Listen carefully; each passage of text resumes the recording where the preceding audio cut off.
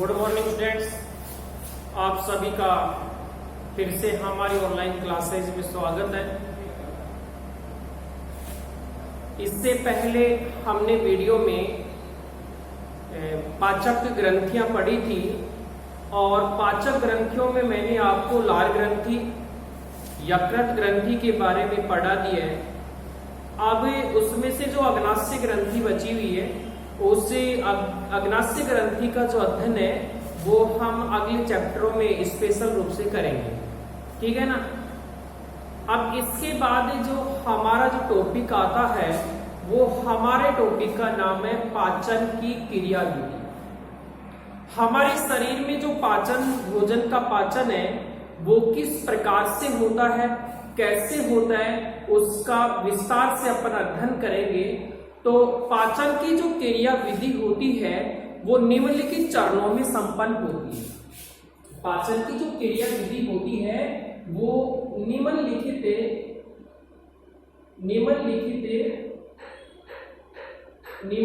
चरणों में क्या होती है, संपन्न होती है। वो चरण कौन कौन से हैं? सबसे पहला जो चरण है वो अपना आता है अंतर्ग्रहण। उसके बाद में नंबर 2 पाचन, नंबर 3 पढ़ेंगे अवशोषण, नंबर 4 स्वांगीकरण और नंबर जो 5 है वो अपना बहिक्षेपण। तो मनुष्य में जो पाचन की जो क्रिया विधि होती है वो कितने चरणों में संपन्न होती है? पाचन तंत्र की जो क्रिया विधि है वो 5 चरणों में संपन्न होती है। सबसे पहले अपन ने भोजन का अंतर ग्रहण करेंगे, उसके बाद में भोजन को ग्रहण करने के पश्चात उसका पाचन होगा, पाचन होने के पश्चात उसका क्या होगा, अवशोषण होगा और अवशोषण के बाद उसका स्वांगीकरण और उसके पश्चात जो अपशिष्ट पदार्थ होंगे उनको बहिक्षेपण के द्वारा क्या निकालेंगे, बाहर निकालेंगे। तो इनमें सबसे जो पहला पॉइंट अपन पढ़ते हैं वो अपना आता है अंतर्ग्रहण। तो अंतर्ग्रहण किसे कहते हैं? भोजन को ग्रहण करने की प्रक्रिया क्या कहलाती है? अंतर्ग्रहण कहलाती है। चलो मैं आपको परिभाषा लिख देता हूं। भोजन को अंदर ग्रहण करने की प्रक्रिया अंतर्ग्रहण कहलाती है, ठीक है। अंतर्ग्रहण किसे कहेंगे? भोजन को अंदर ग्रहण करने की प्रक्रिया क्या कहलाती है? अंतर्ग्रहण कहलाती है। अब देखो, जो मनुष्य होता है ये मनुष्य कैसा होता है? मनुष्य होता है सर्वाहारी प्राणी होता है। और आप सभी जानते हैं सर्वाहारी प्राणी क्या होता है। तो मनुष्य सर्वाहारी प्राणी होता है तो मनुष्य सबसे पहले क्या करेगा, यानी कि अपने तो गतिशील होठों के द्वारा भोजन को पकड़ेगा और पकड़कर अंदर ग्रहण करने का क्या करेगा, कार्य। जैसे ही भोजन मनुष्य के मुख में जाता है तो मुख में जाएगा तो मनुष्य के मुख में कौन से दांत पाए जाएंगे? इंसाइजर दांत पाए जाते हैं, ठीक है। मैंने आपको 4 विषम दंतियों के प्रकार पढ़ाए थे, आई, सी, पीएम और एम। ये 4 विषम दंतियों के प्रकार थे, जिसमें कौन सा था? इंसाइजर था, कैनाइन था, प्रीमोलर था और मोलर था। जैसे ही मनुष्य मुख के अंदर भोजन को क्या करेगा, ग्रहण करेगा, तो ग्रहण करने के पश्चात मनुष्य के मुख में क्या पाए जाएंगे? दांत पाए जाएंगे। तो मनुष्य अपने इन इंसाइजर दांतों की सहायता से भोजन को छोटे छोटे टुकड़ों में काटने का क्या करता है? कार्य करता है, ठीक है। ये इंसाइजर दांतों की सहायता से मनुष्य भोजन को छोटे छोटे टुकड़ों में क्या करेगा, काटने का कार्य करता है। ये जो कैनाइन दांत होते हैं ये भोजन को चीरने और फाड़ने का कार्य करते हैं, और ये प्रीमोलर और ये मोलर ये भोजन को चबाने का क्या करते हैं, कार्य करते हैं। तो जैसे ही मनुष्य ने भोजन को मुख में ग्रहण किया, ग्रहण करने के पश्चात मनुष्य क्या करेगा, अपने इन इंसाइजर दांतों की सहायता से भोजन को छोटे छोटे टुकड़ों में काटने का क्या करेगा, कार्य करेगा। इसके बाद मनुष्य के मुख में कौन से दांत पाए जाएंगे, प्रीमोलर और मोलर दांत पाए जाते हैं, और ये दोनों दांत क्या काम करेंगे, ये दोनों दांत भोजन को चबाने का क्या करते हैं, कार्य करते हैं। जैसे मनुष्य इन भोजन को चबाएगा तो मनुष्य के मुख में क्या पाई जाएंगी, लार ग्रंथियां पाई जाती है। क्या पाई जाएंगी, लार ग्रंथियां पाई जाती है। और मैंने आपको बताया था मनुष्य में कितनी जोड़ी लार ग्रंथियां पाई जाती है, तो मनुष्य में 3 जोड़ी लार ग्रंथियां पाई जाती है, अधोजीव्या, अधोजंब और पैरोटिड ग्रंथि। तो जैसे भोजन को चबाएगा तो ये जो लार ग्रंथियां होती है ये लार ग्रंथियां क्या हो जाएंगी, सक्रिय हो जाएंगी। और जब लार ग्रंथियां सक्रिय हो जाएंगी तो लार का क्या होगा, श्रावण होगा, और लार का श्रावण होगा तो हमारे मुख में जो जिह्वा पाई जाती है वो जिह्वा उस भोजन को लार में मिलाने का क्या करेगी, कार्य, जिससे जो भोजन होता है वो अर्ध ठोस में बदल जाता है। कैसे ठोस में बदल जाएगा, अर्ध ठोस में बदल जाता है, जिसे अपन क्या कहते हैं, जिसे बोलस कहते हैं। और भोजन कैसा हो जाएगा, भोजन हो जाएगा लसलसा हो जाएगा, और कैसा हो जाएगा, चिकना हो जाएगा, जिससे भोजन को निगलने में किसी भी प्रकार की क्या नहीं आएगी, परेशानी नहीं आएगी। तो ये अपना अंतर्ग्रहण, इतना ही बस आपको लिखना है। उसके बाद में जो अपना जो दूसरा पॉइंट है वो दूसरा पॉइंट है पाचन। पहला कंप्लीट हो गया, चलो पाचन के बारे में पढ़ते हैं।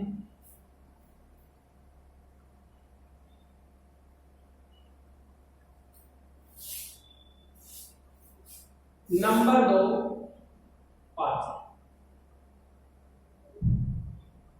पाचन क्या है, पाचन एक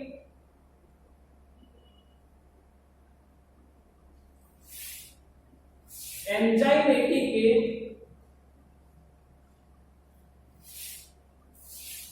जल अपघटनीय क्रिया है। यह आपको ध्यान रखना है। पाचन, जब मैंने चैप्टर स्टार्ट किया था उस समय भी आपको बताया था पाचन की परिभाषा और इसके बारे में। तो पाचन क्या है, पाचन एक एंजाइमेटिक जल अपघटन प्रक्रिया है।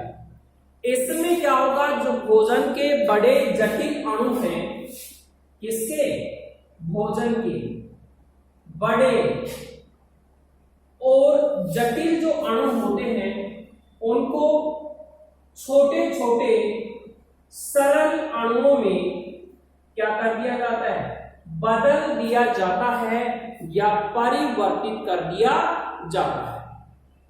पाचन क्या है, पाचन एक एंजाइमेटिक जल अपघटनीय प्रक्रिया है जिसमें भोजन के बड़े बड़े जटिल जटिल अणुओं को छोटे छोटे सरल अणुओं में बदल दिया जाता है, जिससे अपन क्या कहते हैं, पाचन कहते हैं। जब अपन भोजन ग्रहण करते हैं तो भोजन में कार्बोहाइड्रेट भी होता है, वसा भी होती है, प्रोटीन भी होती है, विटामिन भी होते हैं, जल भी होता है, और खनिज लवण भी क्या होते हैं, उपस्थित होते हैं। ठीक है, जब हम भोजन ग्रहण करते हैं तो उस भोजन में क्या क्या उपस्थित होगा, उस भोजन में कार्बोहाइड्रेट की मात्रा भी पाई जाएगी, वसा की मात्रा भी पाई जाएगी, प्रोटीन की मात्रा भी पाई जाएगी, विटामिन भी पाए जाते हैं, जल की मात्रा भी पाई जाती है, और खनिज लवण भी क्या होते हैं, उपस्थित होते हैं। इनमें कार्बोहाइड्रेट, वसा, प्रोटीन, इनका तो हाइड्रोलाइसिस यानी कि जल अपघटनीय प्रक्रिया के द्वारा, इस एंजाइमेटिक जल अपघटनीय प्रक्रिया के द्वारा इनका क्या हो जाता है, पाचन हो जाता है। बचा कौन, विटामिन, जल, खनिज लवण और ये, इनका क्या नहीं होता है, इनका पाचन नहीं होता है, इनका पाचन नहीं होता है। किन किन का, विटामिन होते हैं, खनिज लवण है, जल है, इनका क्या नहीं होता है, पाचन नहीं होता है और इनको सीधे ही क्या कर लिए जाते हैं, अवशोषित कर लिए जाते हैं। अब ये जो पाचन होता है, पाचन भी प्रक्रिया कहां से प्रारंभ होगी, तो इनमें जो सबसे पहला आता है पाचन की क्रिया निम्नलिखित भागों में, यानी कि जो पाचन की क्रिया होती है ये आहार नाल के विभिन्न भागों में क्या होती है, संपन्न होती है। जो पाचन की क्रिया होती है वो आहार नाल के विभिन्न भागों में क्या होती है, संपन्न होती है। तो कौन कौन से भागों में संपन्न होगी, सबसे पहला पॉइंट है मुख गुहा में पाचन। पाचन है वो कहां से प्रारंभ हो जाएगा, मुख गुहा से क्या हो जाएगा, प्रारंभ हो जाएगा। तो इसमें अपन लिख सकते हैं, यानी कि जो भोजन का जो पाचन होता है, भोजन का पाचन होता है मुख गुहा से ही प्रारंभ हो जाता है। ठीक है दोस्तों, इसमें क्या होगा, जो भोजन का आपसे पूछ लिया जाए सर्वप्रथम भोजन का पाचन कहां से प्रारंभ होता है, तो भोजन का सबसे पहले जो प्रारंभ होता है वो कहां पर होगा, भोजन का जो पाचन होगा वो सबसे पहले प्रारंभ हो जाता है इसमें, मुख गुहा में ही प्रारंभ हो जाता है। क्योंकि हमारे मुख में क्या पाई जाती है, हमारे मुख में पाई जाती हैं लार ग्रंथियां, और ये लार ग्रंथियां किसका स्रावण करती हैं, ये स्रावण करती हैं, लार का स्रावण करती है। ठीक है, मनुष्य अपन बात करें, मनुष्य एक दिन में कितने लार का स्रावण करता है, तो आपसे पूछ लिया जाए 1 से 2 लीटर प्रतिदिन लार का क्या होता है, स्रावण होता है।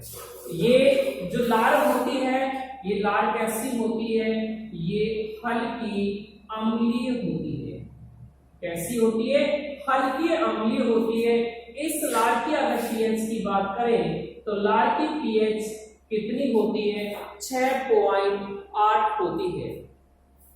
अगर पीएच 7 से कम है तो अम्लीय, पीएच 7 है तो उदासीन, और 7 से अधिक है तो फिर वो कैसा होगा, क्षारीय प्रकृति का होगा। तो मनुष्य के मुख में पाई जाती हैं लार ग्रंथियां, ये लार ग्रंथियां लार का स्रावण करती हैं, और 3 जोड़ी मैंने लार ग्रंथियां बताई थी, आदोजीव्या, आदोजंग और पैरोटिड ग्रंथि। लार कैसी होगी, लार होगी हल्की अम्लीय होगी। लार की जो पीएच होगी वो कितनी होगी, वो 6.8 होगी। लार में क्या क्या उपस्थित होगा, लार में क्या क्या पाया जाएगा, लार में पाया जाता है टाइनिन एंजाइम, या फिर इसे अपन कह सकते हैं अल्फा एमाइलेज।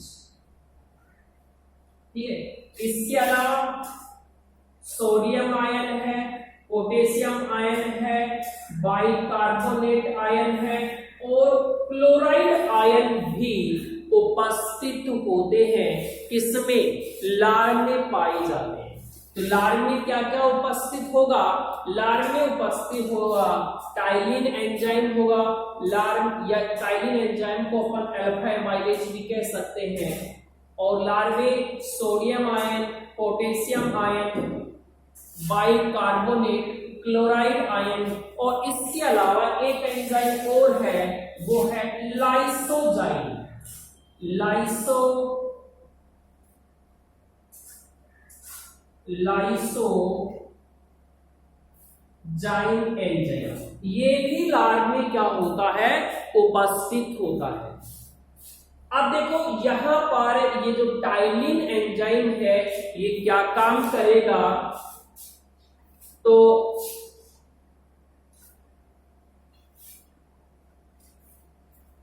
टाइलिन एंजाइम अपन देखते हैं। ये टाइलिन जो एंजाइम है ये स्टार्च को माल्टोज प्लस डेक्स्ट्रीन में तोड़ देगा। ठीक है, ये कौन, टाइलिन एंजाइम। टाइलिन एंजाइम क्या करेगा, ये जो स्टार्च है इस स्टार्च का पाचन कर देता है इसमें माल्टोज में प्लस इसमें डेक्स्ट्रीन में। डेक्स्ट्रीन आया तो ये आपको बता दें ये डेक्स्ट्रीन डाइसैकेराइड है। इस डाइसैकेराइड में आपसे पूछ लिया जाए कि ग्लूकोज के कितने अणु पाए जाएंगे, तो ग्लूकोज के अणु पाए जाते हैं 3 से लेकर और कितने 6 अणु पाए जाते हैं। जब स्टार्च का पाचन स्टाइलिन एंजाइम की उपस्थिति में होगा तो ये जो स्टार्च है माल्टोज प्लस डेक्स्ट्रीन में विघटित हो जाएगा।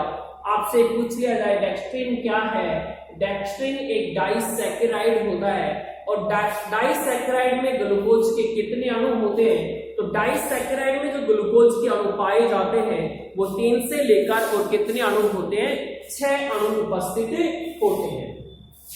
उसके बाद में ये लाइसोजाइम एंजाइम है, लाइसोजाइम एंजाइम। ये जो लाइसोजाइम एंजाइम क्या काम करता है, जो भोजन होता है अपन भोजन जो ग्रहण करते हैं उस भोजन के साथ जितने भी हानिकारक जीवाणु आ जाते हैं उन हानिकारक जीवाणुओं को नष्ट करने का क्या करता है, कार्य करता है। कौन करेगा, लाइसोजाइम एंजाइम काम करेगा। उसके अलावा इस लार में देखो बाइकार्बोनेट यानी कि HCO3, ये बाइकार्बोनेट आयन पाया। ये क्या कैसा है, ये बाइकार्बोनेट है, ये भोजन की अम्लीयता को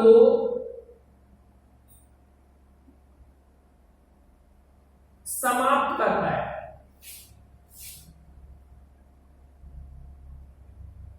क्या करता है, ये बाइकार्बोनेट जो आयन है ये भोजन का जो अम्लीय माध्यम है उस अम्लीयता को समाप्त करता है और कैसा माध्यम बना देता है, भोजन का कैसा माध्यम बना देगा, भोजन का ये क्षारीय माध्यम परिवर्तित कर देता है।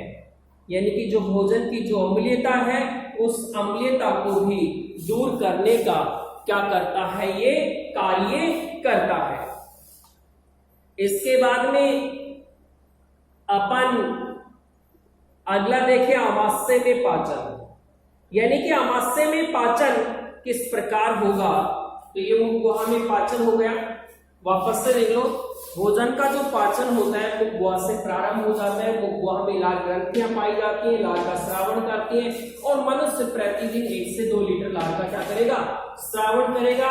लार हल्की अम्लीय होती है जिसकी pH 6.8 होती है। लार में टाइलिन एंजाइम या amylase enzyme, sodium, potassium, bicarbonate, chloride, lysozyme enzyme पाए जाते हैं। ये टाइलिन एंजाइम क्या काम करेगा, स्टार्च को माल्टोज और डेक्स्ट्रीन में परिवर्तित कर देगा। डेक्स्ट्रीन क्या होती है, डाइसैकेराइड होती है जिसमें ग्लूकोज के कितने अणु पाए जाते हैं, 3 से लेकर 6। लाइसोजाइम एंजाइम क्या करेगा, भोजन के साथ जितने भी जो हानिकारक जीवाणु आते हैं उन हानिकारक जीवाणुओं को नष्ट करने का क्या करेगा, कार्य। ये बाइकार्बोनेट जो आयन है ये भोजन की अम्लीयता को समाप्त करता है। भोजन का कैसा माध्यम बनाएगा, भोजन का क्षारीय माध्यम बनाने का क्या करता है, कार्य करता है। तो ये अपना पहला हुआ मुख गुहा में पाचन। तो पाचन की जो क्रिया होती है वो आहार नाल के विभिन्न भागों में संपन्न होती है, जिसमें आपने जो पहला पॉइंट पढ़ा, इसमें पहला जो पॉइंट पढ़ा इसमें आपने पढ़ा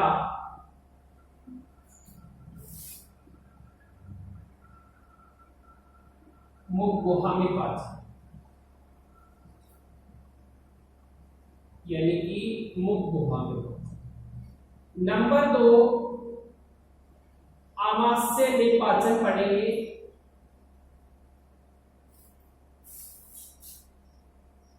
उसके बाद में अपन ग्रहणी में पाचन, उसके बाद में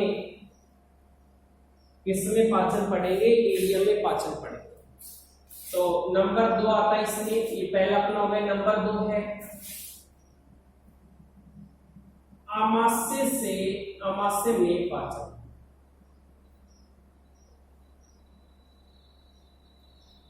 अब देखो आमाशय में पाचन कैसे होगा, जैसे ही भोजन मुख गुहा से होता हुआ ग्रासनाल में आएगा, ग्रासनाल से सीधा भोजन कैसे किसमें आता है, आमाशय में। जैसे ही भोजन आमाशय में पहुंचता है, जैसे ही भोजन ग्रासनाल से होता हुआ किसमें पहुंचता है, आमाशय में पहुंचता है, तो आमाशय में पाई जाती है जठर ग्रंथियां। क्या पाई जाती है आमाशय में, जठर ग्रंथियां पाई जाती हैं, और ये जठर ग्रंथियां सक्रिय होकर जठर रस क्या करती है, स्रावित करती है। ठीक है, जैसे ही भोजन ग्रासनाल से होता हुआ आमाशय में पहुंचता है, तो आमाशय में पाई जाती हैं जठर ग्रंथियां, और ये जठर ग्रंथियां कौन सा रस स्रावित करती है, जठर रस स्रावित करती है। इस जठर रस में 99 जो प्रतिशत होगा, 99% वो उपस्थित होता है जल। इसके अलावा जो शेष होंगे वो हाइड्रोक्लोरिक अम्ल है, प्रोरेनिन है,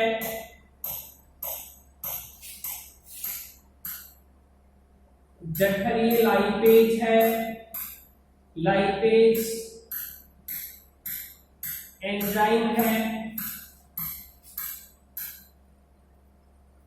ठीक है, यानी कि इस जठर रस में जो 99% होगा वो क्या उपस्थित होगा, वो उपस्थित होगा जल। इसके अलावा जो शेष उपस्थित होंगे वो शेष में उपस्थित होंगे हाइड्रोक्लोरिक अम्ल है, प्रोरेनिन है, जठर लाइपेज है, और पेप्सिनोजन भी इसमें लिख सकते हैं, पेप्सिनोजन, ये उपस्थित होते हैं।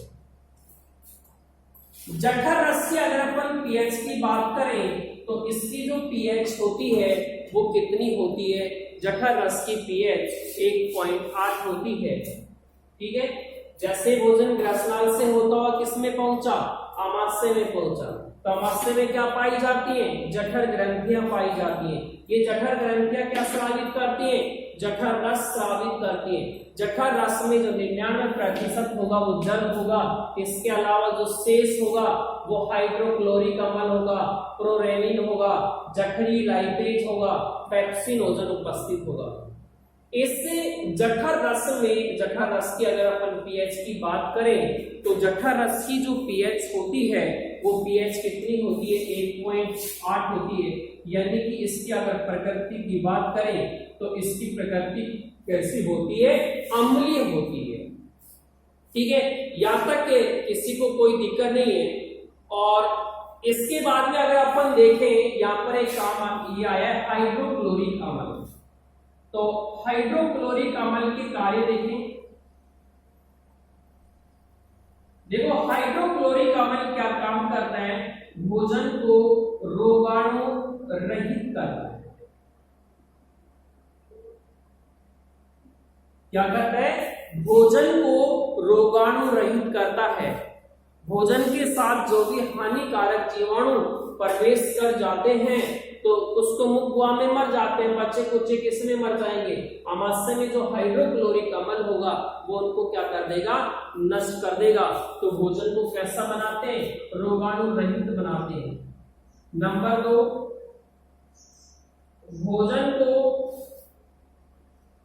सड़ने गलने से बचाते हैं। नंबर 3, जितने भी निष्क्रिय एंजाइम होते हैं, निष्क्रिय एंजाइम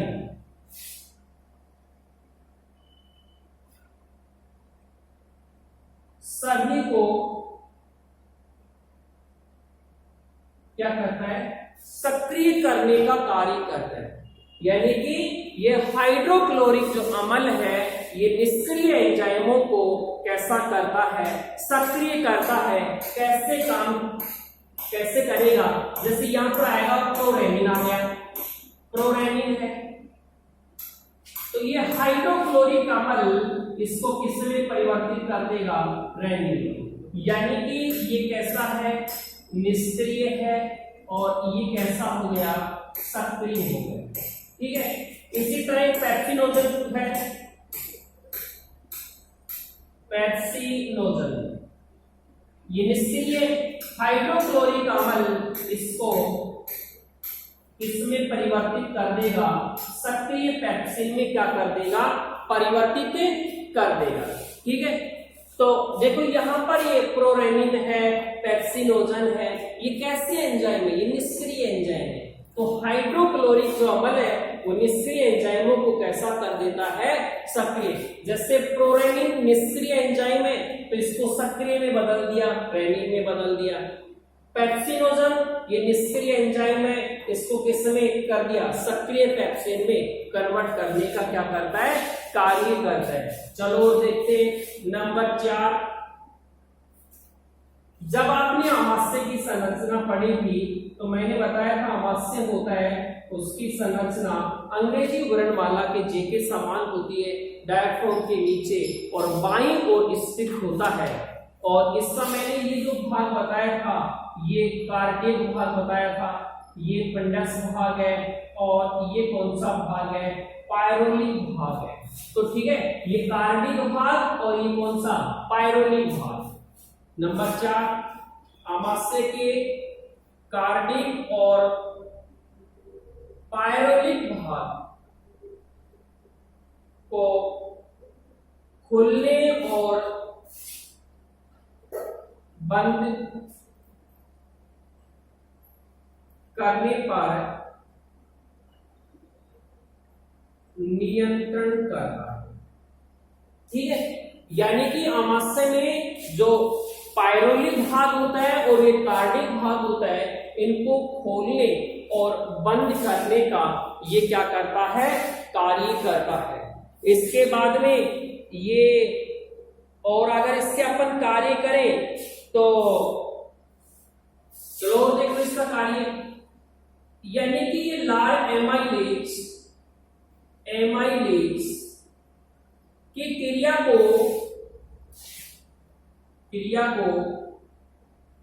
क्या करता है, समाप्त करने का कार्य करता है। यानी कि लार में लार एमाइलेज या टाइलिन जो एंजाइम होता है उससे ये हाइड्रोक्लोरिक अम्ल उसको समाप्त करने का क्या करता है, कार्य करता है। उसके बाद में देखो एक दुग्ध प्रोटीन है, उस दुग्ध प्रोटीन का नाम है केसीन। ये दुग्ध प्रोटीन है, आपसे पूछ लिया जाए कि जो दुग्ध प्रोटीन होती है वो दुग्ध प्रोटीन किसमें पाई जाती है, तो दुग्ध प्रोटीन पाई जाती है किसमें, दुग्ध में कौन सी प्रोटीन पाई जाती है, केसीन प्रोटीन पाई जाती है।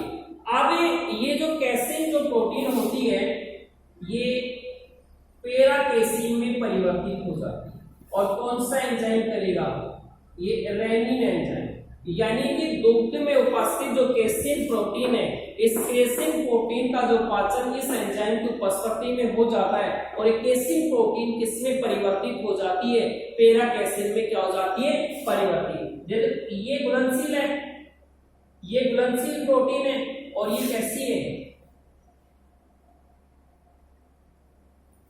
अघुलनशील प्रोटीन है।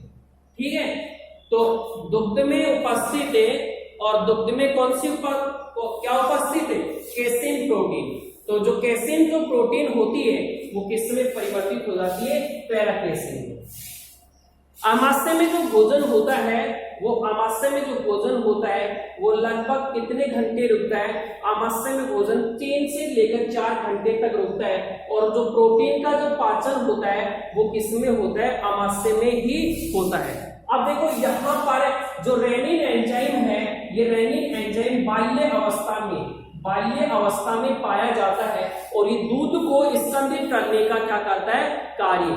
जैसे बच्चा वयस्क हो जाता है तो वयस्क में रेनिन एंजाइम अनुपस्थित होता है। यहाँ तक आमाशय में हो गया, कल अपन नेक्स्ट बात करेंगे अगले टॉपिक।